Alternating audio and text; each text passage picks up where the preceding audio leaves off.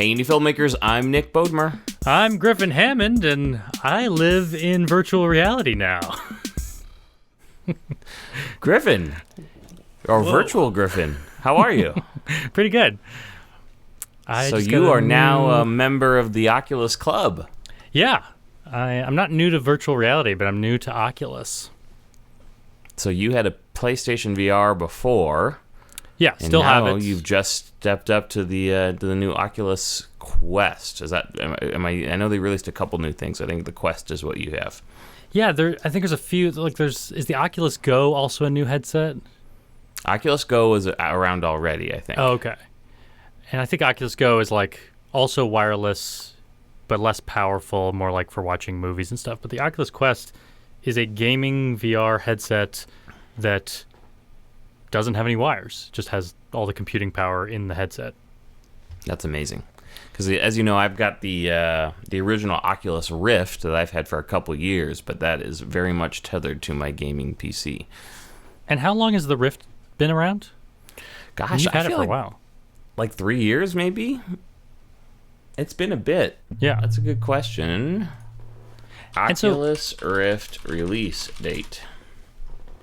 2016, March 2016. Oh, wow. Yeah, 3 years. So one of the things I'm curious about is what makes this headset even possible is that it has what's called inside-out tracking. Do you want to describe what that is? Yeah, so you've got two controllers. I've got my Oculus Rift controller here, and I have two cameras on either side of my desk. They're infrared cameras, and these put out infrared LEDs, and the computer tracks where my hand is and where the headset is with these two infrared cameras. But in the Oculus Quest, there is no computer. The headset has to do everything, so it has, I believe, infrared cameras around the headset, and it is looking down and calculating those controller locations that way. So inside out meaning from the headset out, looking out, it's handling that. Yeah, there's 4 cameras on the Oculus Quest. Wait, so your 2 cameras that are standalone cameras, where do you put them in the room? They just go to the left and right of your computer monitor, basically. So they're like on the desk looking out into the room. Yeah. So do controllers get lost if they go behind you? It's actually pretty rare. I think they do a good job of, figuring out how they were moving before and after, and you don't seem to. I never really notice it. You can do it though if you really tuck it in behind you or something. It would disappear, but it has not been an issue. Some people add a third camera to give, at another angle to give full coverage, but I haven't found it necessary. Yeah. Well, I got this device primarily because I love the game Beat Saber, and it's a good game. So today, even though this is a filmmaking podcast, today we're really talking about gaming, and I do think there's a lot of parts to this that cross over into the filmmaking world that are interesting, like being able to watch movies inside VR, being able to, I'm very interested in infrared cameras, and this thing uses infrared cameras to do what it does. One thing I noticed, though, is with Beat Saber, a game that I thought I was pretty good at in PlayStation, I found that my playing style on the PlayStation was to swing really big to get a lot of points, and I end up with my hands behind me a lot at the end of a swing. Yeah. And as soon as I started playing with the Oculus Quest, I was losing my hands sometimes. Like the 4 cameras on the headset wouldn't necessarily be able to see the controller when it went behind me, and I might miss the next swipe because of it. So now you're playing with little T-Rex arms? No, not quite. Yeah, T-Rex. I like how they use that terminology in Beat Saber circles. Little T-Rex arms, you're not swinging very big. But I find I just have to remember not to completely throw my hands behind me. I'm still able to. I feel like I'm getting better. So compare Beat Saber. You've played on PlayStation 4 VR, and now you're playing it on the Quest. Is the quality better, worse? How does it compare? I mean, I think it's fundamentally just about the same playing experience, except for maybe having to get used to the controls track just slightly differently. Perhaps it's better tracking on the new system, and that's maybe why I'm missing some, because maybe I'm not as good as I thought I was. And maybe the PlayStation was more forgiving.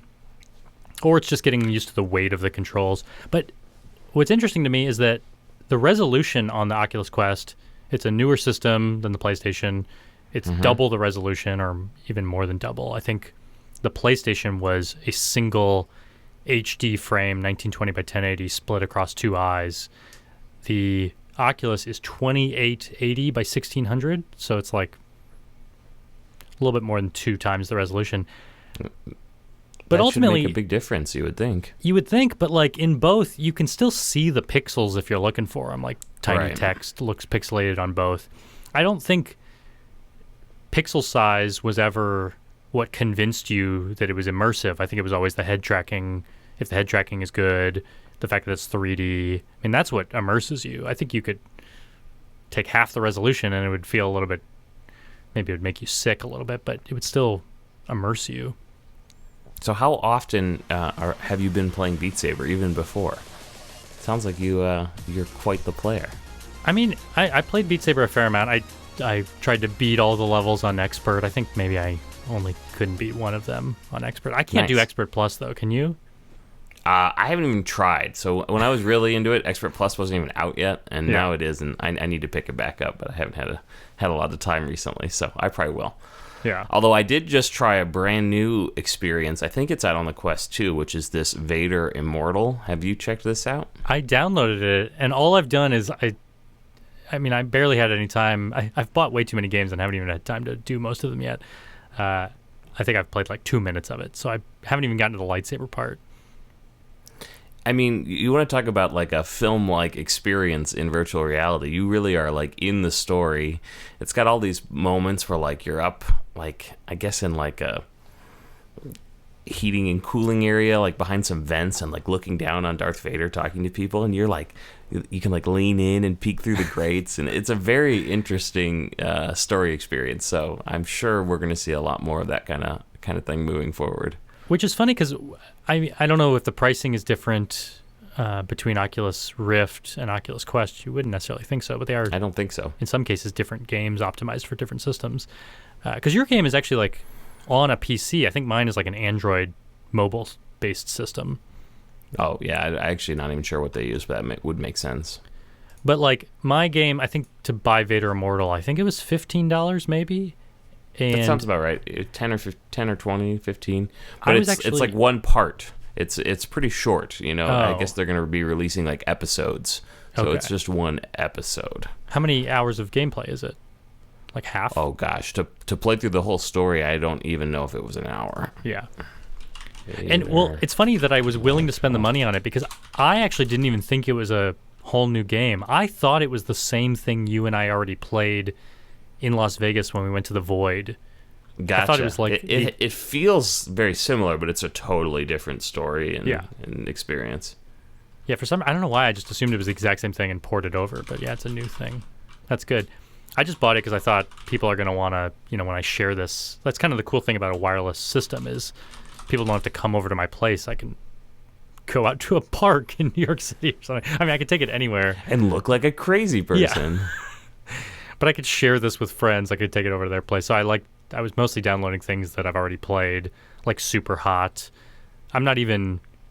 People love Super Hot. I'm not even very good at it, so I was hesitant to even buy it because I've already played it. But I thought, people love it, so I should put it on the system. So I have Super Hot, Beat Saber, Vader Immortal. I also got Robo Recall, which I played on your Rift, and people seem to love that game. Yeah, it's super great.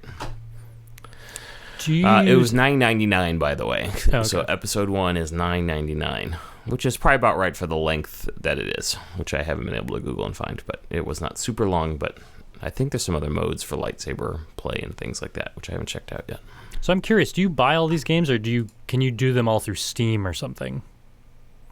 Mostly I buy them through Oculus if I can. There are certain games that aren't on Oculus, and you can do it through Steam, and then Steam has what they call Steam VR, which works with the Oculus Rift. Yeah. So strangely, I don't think it works VR with the Oculus Quest yet, so I don't know if I can even do that. No, I don't think it ever will. Oculus is, when it's on a PC, it's kind of hard for them to lock it down like that, and so they don't. But the Quest is going to be self-contained. I think you got to buy it from Oculus, which makes sense. So on the Oculus Quest, it's a pretty beautifully designed device. It's like mostly canvas and plastic, and it's got the cameras on the front. On the outside, it has a port for headphone. It has a headphone jack, has a power button, a couple of volume controls, and then it has a little slider for kind of pulling the eyes into focus. Yeah, that's what they call an IPD adjustment, the interpupillary distance. So it's actually to adjust for how far apart your eyes are from each other. Well, that's what's funny is I didn't even notice that right away. I was, because I'm adjusting it while I'm wearing it. So I just thought it was maybe moving them forward and back. But it was only when I took it off and moved it that I realized, oh yeah, it's changing that I've always called it the interocular distance, but I guess that's overly simplistic when really we care about the distance between pupils. Right. Yeah. Right.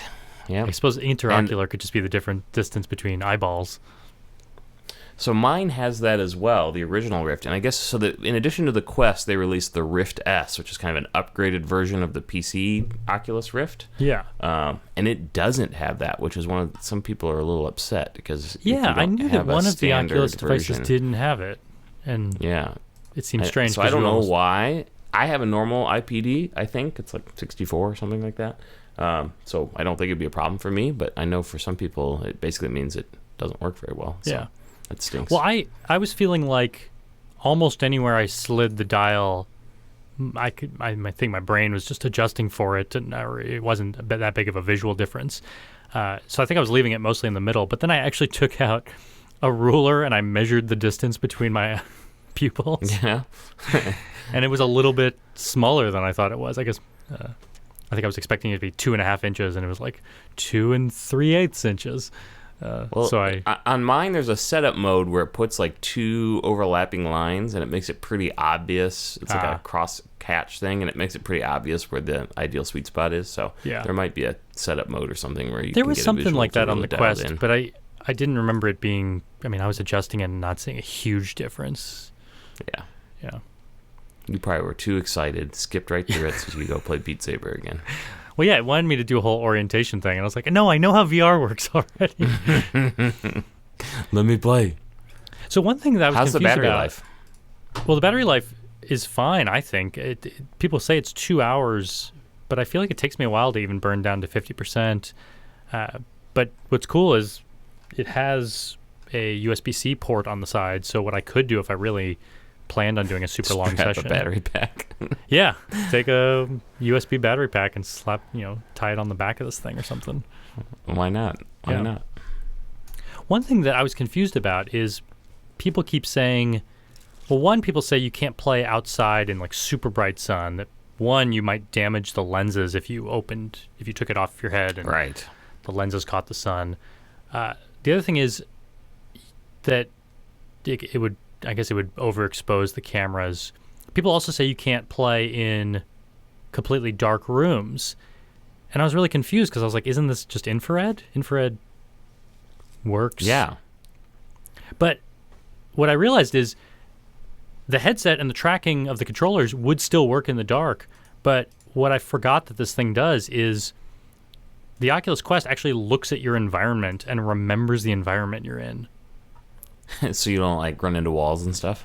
Yeah, so you set a boundary. Like you stand in an area, it asks you to set what's called a guardian, and you're actually looking through the infrared cameras, so you're seeing the world around you in kind of this weird black and white, almost low-res version, because they're not color cameras, they're infrared cameras. And you're able to draw the area that's playable in your living room or your office or wherever you are. But I guess it remembers that space. It's looking at furniture and stuff. So the moment you step out of that space, it says, hey, I don't think you're in the same area anymore. And I suppose that's the only way it can track you not running into obstacles, is it actually has to see them. So you have to turn on a lamp, which has some infrared in it, so the cameras can see, or sunlight has infrared in it. So you can't play in the pitch black. That's funny. So I've seen some people want to play in pitch black, like maybe they don't want to wake up their kids or something. There's various reasons you might want to do that, or you want to like watch a movie next to your sleeping partner or something. Yeah. So people are buying infrared lamps, so they're just filling their room with infrared light. Why not? hey, if it works, it works. I actually wasn't even sure if the cameras really were infrared. I didn't Google it right away. To check, I just put the headset on and I tried to do face tracking with my phone. I mean, like Face ID? The Face ID on the iPhone. And I could see the infrared lamp lighting up, so I knew So there you go. what I was looking at. So have you watched any movies in virtual reality yet? I did, yeah. I moved a couple of movies off my computer onto the Oculus Quest. I guess you can just plug it in and use like the Android file transfer software. Nice. And then I opened them up in Skybox VR. Have you used that? I have not. And it was interesting because I was watching like Rogue One just for a few minutes, and I was in a movie theater. Can you control the screen size and stuff? Yeah, you could change a bunch of settings, and like the movie theater looked pretty convincing. But I don't like. Would you do that? Would you watch a movie in VR? No, I don't think so. I don't think I would either. I don't think it's super comfortable. But I mean, I can see it being something you do. I think what would be neat is, and I know there's software, at least on the PC, that you can do this, is like me and you could put on a headset and go to the same movie theater and watch a movie and be able to like look at each other's avatar and talk to each other like we're in a movie theater. And that social aspect, I think, could be quite interesting. Yeah, I could definitely see doing that. But just sitting by myself, well, I mean, I'm lucky I've got good big TVs and I've got a home theater at home with a 106-inch screen, so I don't really need to do it in virtual reality. I guess if you didn't own a TV, this would be an interesting way to watch things. Sure. I also think we all live in tiny boxes. From like a relaxation standpoint, I could imagine there being meditation apps and things like because it's so immersive. So I suppose if sitting in a movie theater or like the Netflix app puts you inside like what looks like a ski lodge and you're watching TV, I guess if those are relaxing for you, I understand that. But just seems like from a resolution standpoint, like I don't want to watch a movie inside VR and I can just tell that it doesn't look as good as on a projector on a TV with my real eyes. But you can imagine like me and you and a couple of our other buddies getting together in virtual reality and putting on a movie and, basically talking through the whole thing and throwing popcorn at each other. That'd be kind of fun since we all live in different places. One thing that is interesting is, so it has headphones in the head strap, or not headphones, but like little tiny speakers in the head strap. So you don't necessarily need to put on headphones to play, although it's not quite as immersive as headphones. The quality's not good, Yeah, I think for Beat Saber, I played that way a little bit, but it sounds so much bassier in headphones. It sounds a lot better in headphones. So it turns out I already had the perfect headphones for this. You remember how I once took some Sony headphones and chopped off the cable?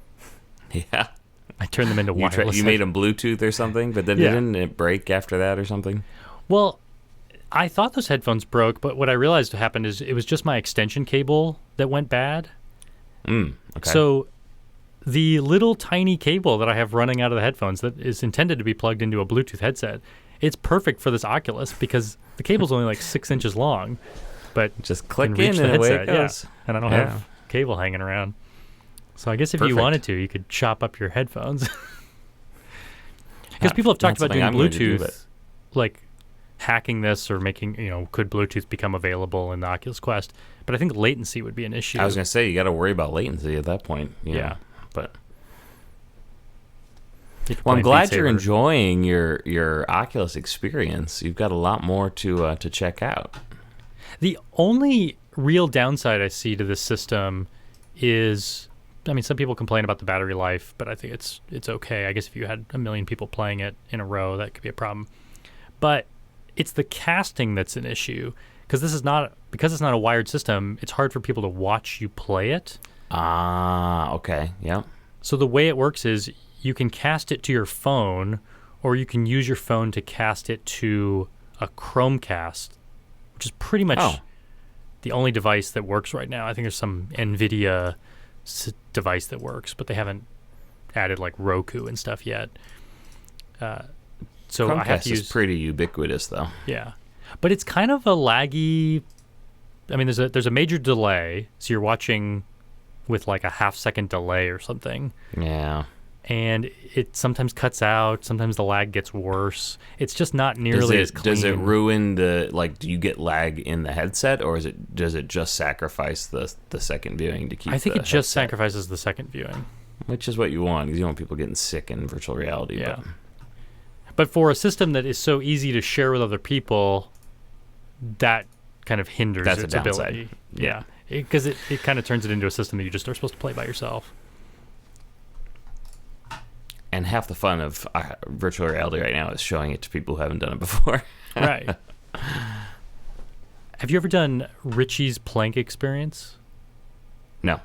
Do you know what that is? I don't know what that is. No.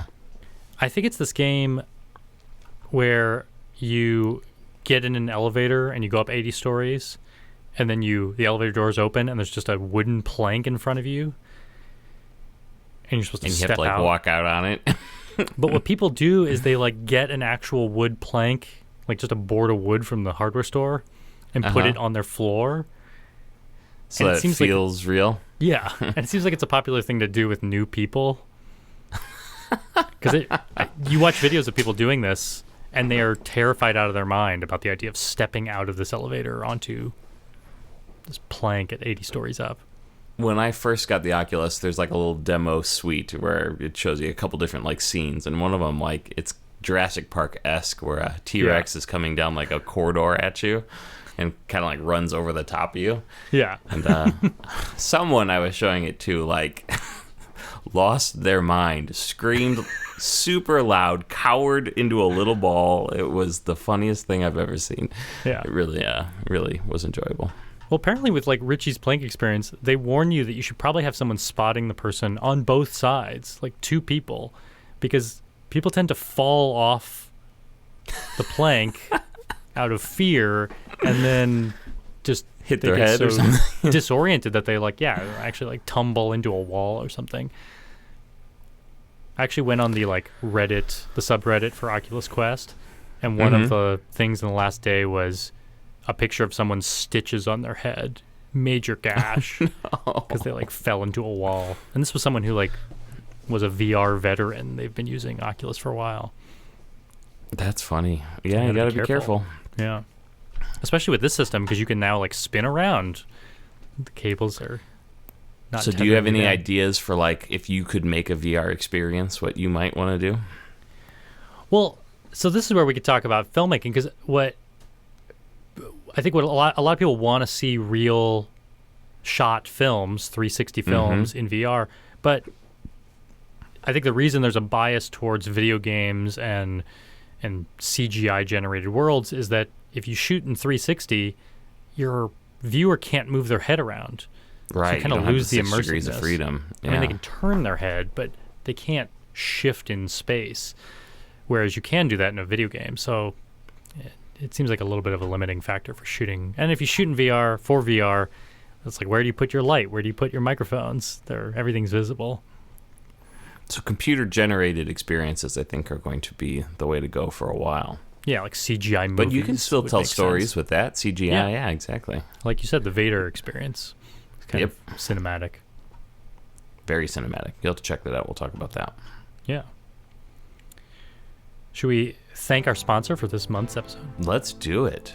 Hey, Indy Filmmakers is brought to you by Squarespace. From websites and online stores to marketing tools and analytics, Squarespace is the all-in-one platform to build a beautiful online presence and run your business. One of the marketing tools that I like is just one of the basic features that you can find when you're building out your website is you can do an email sign-up list. And then Squarespace also can manage that list for you and do email marketing.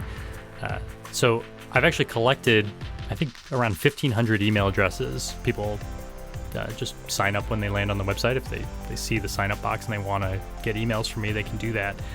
Now I just need to get better at actually sending emails. I feel like there was a stretch where you were pretty good about sending those out, but it seems to there was a time. down. I mean, I don't want to spam people, so I think I was doing maybe at most like an email every month. But I was doing it regularly for like a year, and I've kind of gotten lazy, I guess. So busy. It's great when your website can do all these things. You just have to then be proactive about it. But if you're ready to build a beautiful online presence, check out squarespace.com for a free trial. And when you're ready to launch, go to squarespace.com/Griffin to save 10% off your first purchase of a website or domain. Or go to squarespace.com/Nick and support someone else who's not us. That doesn't work. Probably a much more popular Nick. No such thing. So, Griffin, did we ever find out what Panasonic's big announcement was a couple weeks ago? Oh, yeah. On the last podcast, we teased that they had an announcement coming. They didn't tell me what it was, but then a few days later, they announced the Lumix S1H, which is their, I think it's around $4,000 when it comes out. Ooh. It's a cinema camera. It's the Lumix S1 line, full frame, mirrorless camera, but it's got all these cinema features. It's actually a little bit of a bigger camera, too. So what do you mean? When you say cinema camera, what does that mean? Well, it's a 6K camera. Okay. And then it has a bunch of features that you would want as a cinematographer that you didn't have in the S1R or the S1. It's kind of intended for shooting anamorphic. You have an anamorphic mode, all sorts of things like that. Cool. And I should say that I talked all about it in one of the latest episodes of Indy News. I've started doing weekly Indy News on the Indy Mogul YouTube channel. So you can check that out. I'll put that link in the video description. Beautiful. In the show notes. What else we got? Anything? I think that's it from me. That's a wrap, my friend. Anything going on in your world? Gonna have a baby here. Very time soon. Between now and a week. So, we'll see. Yeah, that's what's going on in my world. Wish me luck. You have no idea what you're doing because you've only had This is baby 4, before. So yeah. Well, I'm well practiced. I'm not too worried about it. But we'll have. How old is yours? 6 months. 6 months old. Yeah. So they'll be. They'll be pals. They're gonna be the same age. Yeah. Yeah. They would. He just started crawling. Ooh. So what do I have to worry about now? Nothing. No. It's just smooth sailing from here. No problem. Everything's fine now that he's completely fine. mobile. Exactly. You might want to Google baby proofing. Just right. Check that. It's a phrase you'll hear. Check that out. Well, I started doing that, but now, and I thought we were way ahead of the game because we were like putting plugs in outlets and tying down cables and things, and I thought we were like months ahead, and then all of a sudden he just caught up to us. So now we have to secure cabinets and things like that. That's the big one that maybe people don't know is like, cabinets and dressers and things. They might try and like climb them and they can pull them down on top of them, which would be bad. Yeah. So check that out. Thank you. You're welcome. I'm an expert. But if we ever moved to the same place, I think they'd be in the same grade. They could go on to create short films together in middle school and high school, and God only knows where that could take them. I mean, with the age difference, though, my child will always be so much more advanced than yours. Now, I'm older than you, so we're just going to play that out. You are like, let's see, you're 5 months more advanced than me. Exactly. Yeah. But as we know, if we take our test scores and make my score 0 and your score above, you're infinitely smarter than me. Which is really something Griffin would tell me over and over again after we took the ACTs in high school. Because he did score a few points better. Which Instead of saying I was like 20% better than you, for some reason I said that the difference between our scores was infinite. It doesn't work that way, but you didn't care. You did not care. And these days, no one cares what our ACT scores were. Not a valuable thing. We were pretty proud of ourselves at the time. We're like, ooh, we're smart kids. Nope. I had a very respectable SAT score, but that was back when it was out of 1,600, and now it's out of 2,400. I have no idea. I can't even talk about my score SATs. Anymore. I did not. Well, actually, I took it in 8th grade, I think. Didn't we take them in middle school? Yeah. Yeah, we took them early because we were super smart. We were in like the super smart classes, and they're like, "Let's see how smart you are. Take the SATs." Right. And we were like, "Oh, we're better than the average average person." Go sit in a classroom with college-bound seniors in high school and go take the SATs. We did do better than a lot of them. I'm just saying, we were in 8th grade. Yeah. Now we're bragging. See, it does matter. I knew it would come one day. We can brag about it on a podcast. I was about to say, if anyone's listening to the podcast in high school or in college, that like clearly after you get into college, no one cares about your test scores, and then likewise after you leave college, no one really cares about your GPA. They might care for your first job, but I would agree. No one's asked for your GPA recently? No one has ever asked for my GPA, which is probably good because I don't think it was a great GPA. Because sometimes I didn't go to class, but we don't talk about that. Mom, if you're listening, that's not true. I always went to class. You and I both had some failures in college and rebounded, and we've done okay for afterwards. ourselves. We've got a podcast, so what else matters? All right, let's get out of here before we reveal some more failures. This is not good. We've gone from baby-proofing to nothing in life matters, so don't try. That's the lesson. I think just honestly, I haven't talked to you in a little bit, so this has been good. It's been great. Yeah. All right, buddy. We will chat with you next time. Yeah. Talk to you soon. Bye. Commencing headset. The crazy thing is, because it has these cameras on the front, I can actually see my camera. I could see my Lumix camera filming me through the headset right now. Oh, because you can see the outside world. Yeah. That's awesome. I'm ready. Okay, I'm ready when you are.